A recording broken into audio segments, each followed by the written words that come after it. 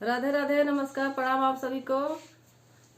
आइए सुनते हैं आज विवाह गीत।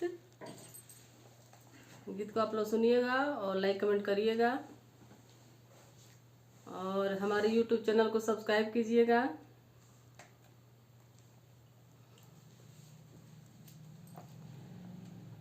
सूतल रहानी में आमा के गोदिया, सपना देख ले जगूत।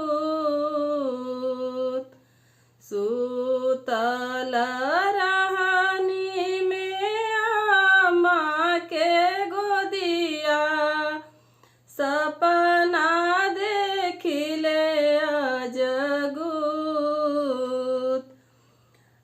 कहवा में आमा बाजन बाजे, के कर होला बिया,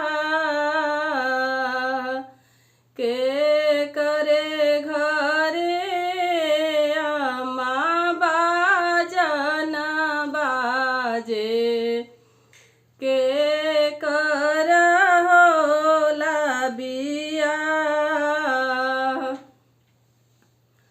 तू ही ताए बेटी उलारी से दुलारी, तू ही ता चतुर से आन।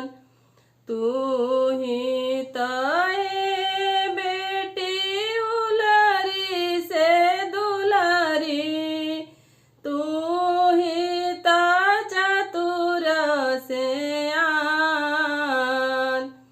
हमारे दुआरे बेटी बाजन बाजे, तुहरो जे होला बिया। बाबा के दुआरे बेटी बाजन बाजे, तुहरो जे होला बिया। नाही सिखनी आमा गुण गिहथनवा, नाही सिखनी राम रसोई, नाही सिखनी आमा गुण गिहथनवा, नाही सिखनी राम रसोई।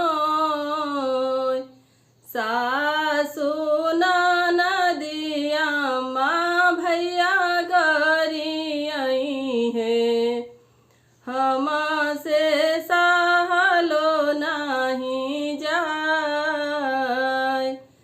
सासु ननदिया माँ भैया गरी आई है, हमसे सहलो नहीं जाय।